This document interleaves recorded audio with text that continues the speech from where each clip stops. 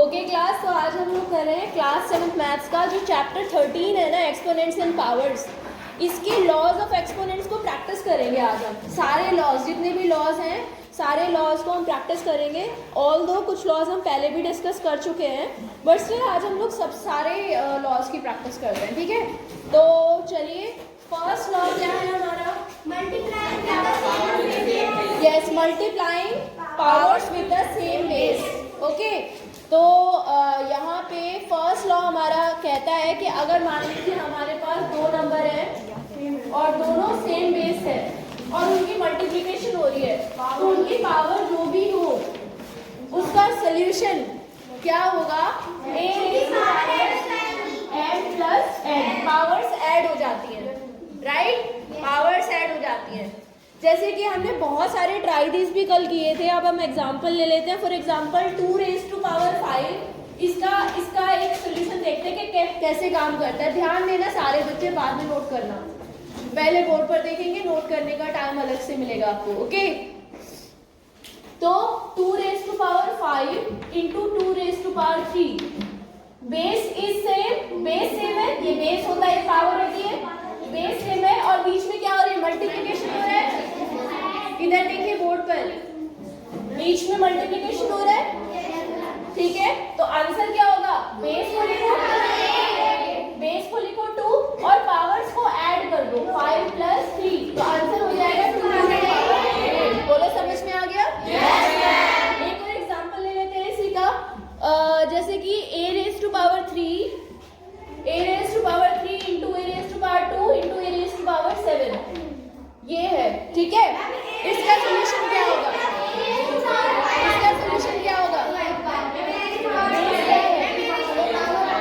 Base a है, powers add हो जाएंगी,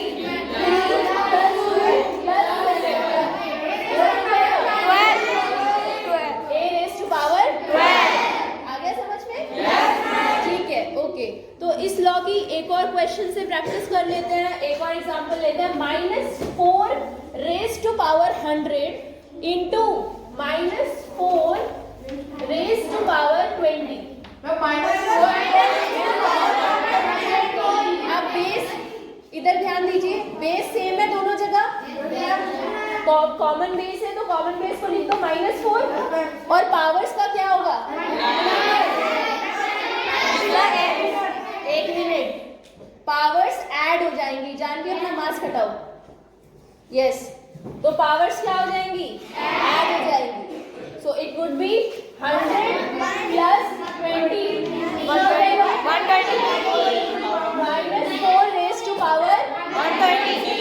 कल मैंने एक चीज आपसे ये भी पूछी थी कि अगर आपके पास कोई माइनस का नंबर है, कोई नेगेटिव नंबर है, ठीक है, और उसकी पावर जो है वो कुछ भी है, कोई भी नंबर है, कोई पावर जैसे 120 है, हमें कैसे पता चलेगा कि इसका फाइनल आंसर जो भी होगा वो पॉजिटिव होगा कि नेगेटिव होगा?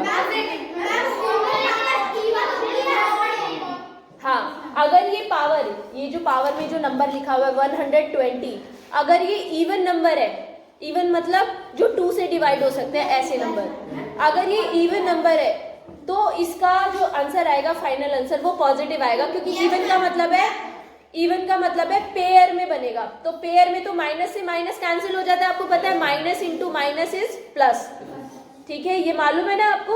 तो इसका फाइनल रिजल्ट पॉजिटिव कब आएगा? जब ये नंबर इवन होगा। अगर ये 120 की जगह सपोज ये 121 होता, तो 121 इवन नंबर नहीं होता, तो इसका आंसर नेगेटिव आता। बोलो, समझ में आया?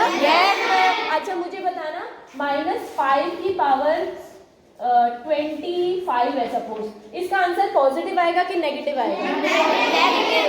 कैसे पता चला? 25 को देखकर 25 is an odd number, right? Okay, clear है ना? ठीक है, बहुत अच्छी। अच्छा, अगर मान लो इसकी पावर 25 ना हो करके सपोज 32 होती तो पॉजिटिव आता, क्योंकि 32 is an even number, 32 even number है, तो पेयर में जो नेगेटिव साइन खत्म हो जाएगा। क्लियर है ना? चलो आगे बढ़ते हैं। ये तो आपको समझ में आ गया। फिर मैं आपसे भी जानना चाहती हूँ, ये जो सोल्यूशन आया है 2 raised to power 8, आपसे इसकी वैल्यू पूछे कि इसकी वैल्यू कितनी होगी, याद है आपको 2 raised to power 8?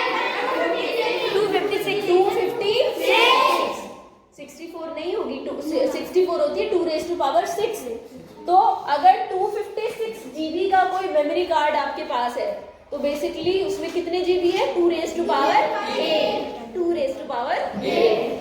तो ये हो जाएगा 256। ये आपको आंसर नहीं निकालना ऑल्दो, बट स्टिल मैं आपको एक, क्योंकि मैंने आपको 2 की सीरीज आपको पूरी समझाई थी, तो वही हम यहाँ पर प्रैक्टिस कर रहे हैं। अच्छा, इसके बाद में एक अगला लॉ प्रैक्टिस करते हैं। चलिए, सेकंड लॉ ये कहता है कि मान लो सेम कंडीशन है, दोनों जगह बेस सेम है ना, और इनकी कुछ पावर है, लेकिन अब की बार मल्टीप्लाई की जगह डिवीजन हो रहा है। यानी आप इसे ऐसे भी लिख सकते हो कि वही बेस पावर के साथ, किसी पावर के साथ ऊपर लिखा है, वही बेस किसी पावर के साथ नीचे लिखा है, तो उसका आंसर कैसे निकालोगे आप? बेस को लिखो, कॉमन बेस जो है कॉमन बेस को लिखो, और पावर को ध्यान रखिए, जो नंबर ऊपर है ना, जो पावर ऊपर है वो पहले लिखी जाएगी, फिर माइनस का साइन, और फिर जो पावर नीचे है वो बाद में लिखी जाएगी। तो इसका आंसर क्या आएगा? a की पावर m माइनस n। समझ में आया? इसमें से इसे माइनस करना है, पावर को ऊपर वाली में से नीचे वाली को माइनस करना है। क्लियर है ना? yes। अब एग्जांपल के साथ प्रैक्टिस करते हैं इस चीज को। चलिए, हम बहुत सारे एग्जांपल्स हमारे पास है। जैसे कि क्वेश्चन है कि 3 raise to power 7 divided by 3 raise to power 4 क्या होगा? पहले तो इसे, अगर हम इसे फ्रैक्शन की फॉर्म में लिखे तो इसे कैसे लिखेंगे? Division 3 raise to power 7 upon 3 raise to power 4। इसका आंसर आप कितने इजीली निकाल सकते हो? 7 माइनस 4 है ना, 7 माइनस 4, ऊपर वाली पावर में से नीचे वाली पावर माइनस हो जाएगी। पावर डिवीजन हो रहा है तो पावर माइनस हो जाएंगी, और मल्टीप्लिकेशन हो रहा है तो पावर ऐड हो जाएगी। ठीक है, तो 7 माइनस 4, इसका आंसर आ जाएगा 3, यानी 3 का क्यूब। 3 क्यूब कितना होगा? 3 into 3 into 3 how much? 27। 3 into 3 9, 9 into 3 27, तो इट वुड बी 27। इसका फाइनल आंसर 27 होगा, अगर आपसे वैल्यू पूछता है तो। क्लियर है? समझ में आया?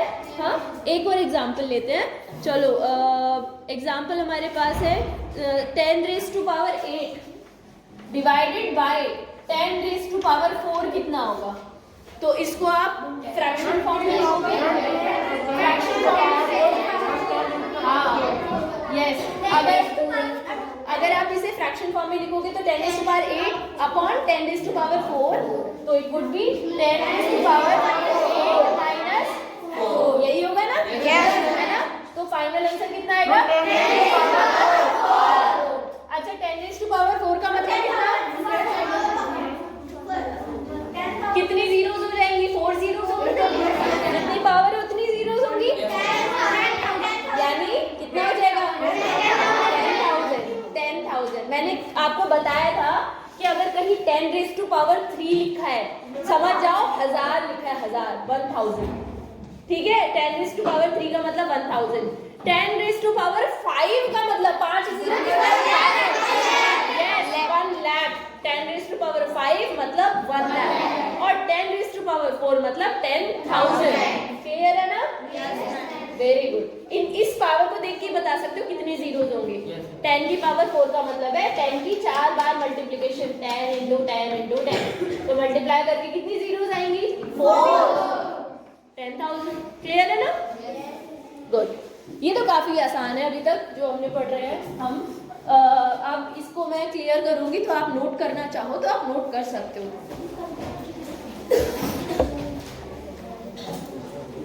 अच्छा, अगला लॉ देखिए।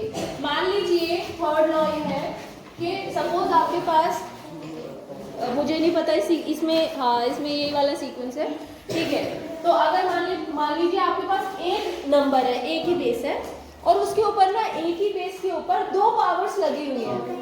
इसी बेस के ऊपर एक पावर ऐसे लगी हुई है और एक पावर ऐसे लगी हुई है। कुछ मिसिंग है ना? है ना? ये आपको यूजुअली इस तरह से देखने को मिलेगा। तो a raise to power m और उसकी पावर n, हम क्या करते हैं जब एक ही बेस होता है और उस पे 2 पावर होती है, पावर्स की क्या करते हैं? अब तक आप पावर को आपको प्लस या माइनस कर रहे थे जब दो बेस आपको मतलब दो नंबर मिल रहे थे। अभी एक ही नंबर है, उसके ऊपर दो पावर लगी हुई है, तो you have to multiply the power m into n। ये तो कितना आसान है। चलो इसके एग्जाम्पल के साथ प्रैक्टिस करते हैं। और फॉर एग्जाम्पल हमारे पास बहुत सारे क्वेश्चन बुक में दिए हुए हैं, कुछ क्वेश्चन डिस्कस कर लेते हैं।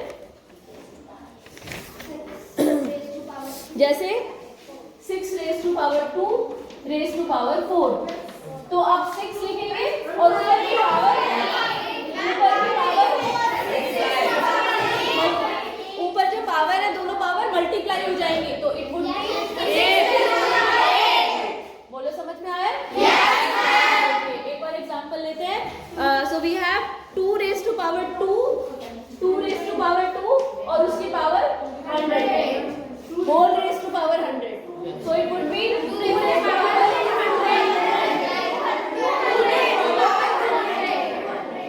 क्लियर है ना?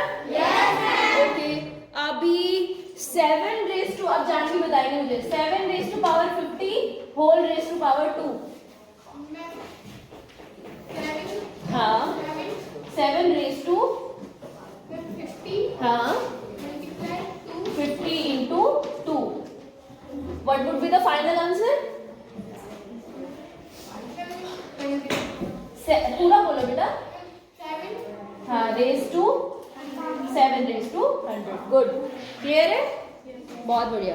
चलो अभी ये वाला लॉ भी आपने अच्छे से प्रैक्टिस कर लिया। अब चलो नेक्स्ट लॉ देखते हैं। नेक्स्ट लॉ ये है कि अगर मान लो बेस डिफरेंट हो, अब तक तो बेस सेम चल रहा था, अगर बेस डिफरेंट हो पावर सेम हो, बेस डिफरेंट हो लेकिन पावर सेम हो, तो क्या हम कुछ कर सकते हैं, कोई लॉ अप्लाई कर सकते हैं?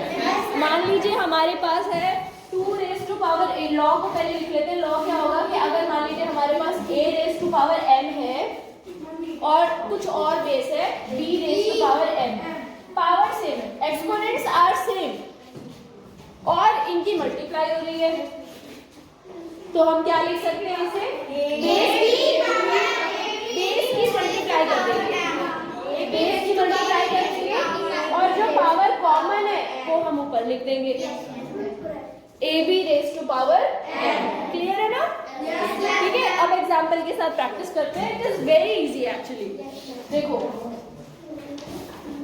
फॉर एग्जांपल हमारे पास एक नंबर है 2 raise to power 3 into 3 raise to power 3 raise to power 3, power से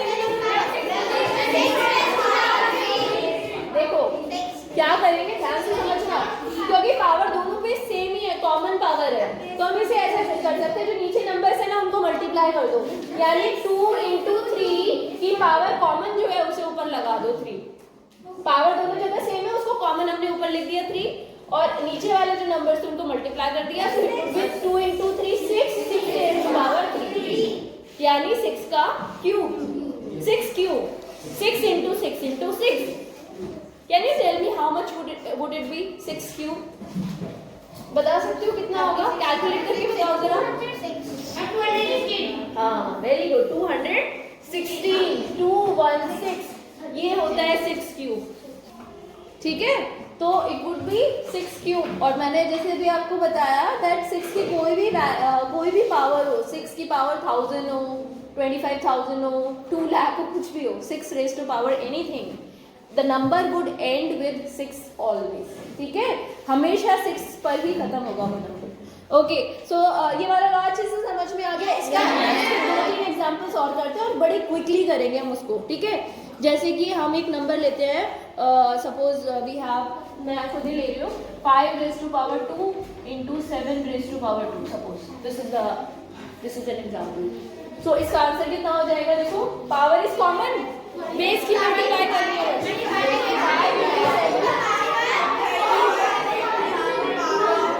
5 into 7 और कॉमन पावर इसके ऊपर लिख दो, तो इट वुड बी 35 की power raise to the power 2 और 35 square. Is it clear to everyone? एक और एग्जांपल लेते हैं, लास्ट एग्जांपल लेते हैं, यहाँ मैं करा रही हूँ अलग से उसको। So we have suppose this number 9 raise to power 3 into suppose 5 raise to power 3। ठीक है, एक मिनट, जिससे पूछूंगी वो बताएगा। किस किस को आता है पहले रेज योर हैंड, जिस जिसको आता है। पूजा ने बड़ा छोटा सा हाथ खड़ा किया है आधा सा। पूजा बताएंगे। हाँ बताओ बेटा। 9 into 5. 9 into 5 Raised to power 3. raised to power 3. Answer would be 45 raised to power 3. That means 45 cube. Clear है ना? ठीक है? Okay, good. चलो अभी ये लॉ अच्छे से सबको समझ में आ गया? जिन्होंने अभी हाथ नहीं खड़ा किया था, रेज नहीं किया था हैंड, उन लोगों को आ गया? कि कितने बच्चों को नहीं आया रेज हैंड? ऑनेस्टली बताओ। हाँ क्या नाम है? आ गया ना? ठीक है। चलो अभी नेक्स्ट इसी की तरह दूसरा भी है। यहाँ तो मल्टीप्लाई हो रही थी, अगर डिवाइड हो रहा हो तो क्या करेंगे? इसे इरेज करके जल्दी से समझाओ। इसे नोट करना है आपने? कर लिया? ठीक है, कर लिया, ओके ठीक है। लॉ नंबर 5 देखिए, मान लीजिए हमारे पास बिल्कुल सेम सिनारियो हो, लेकिन मल्टीप्लिकेशन की जगह डिवीजन हो रहा हो, तो लॉ लिख लेते हैं। सबसे पहले लॉ नंबर 5, इट इज अगर एक नंबर एक बेस है जिसकी पावर m है, दूसरा बेस है जिसकी पावर m है, आप इसे या तो इस फॉर्मेट में लिखो या आपको इस फॉर्मेट में लिखा हुआ दिखे, एक ही बात है ना? राइट ठीक है। तो इसमें होता क्या है, आपको बस a से b को डिवाइड करना होता है, जो कॉमन पावर है ना दोनों के ऊपर वो लग जाती है, a/b raise to power m। Example के साथ करते हैं। सो फॉर एग्जांपल एक नंबर हमारे पास है, सपोज 4 रेज़ टू पावर 2/2, या कोई और नंबर लेते हैं 16 raise to power 2/2 raise to power 2। ये नंबर है, दोनों जगह बेस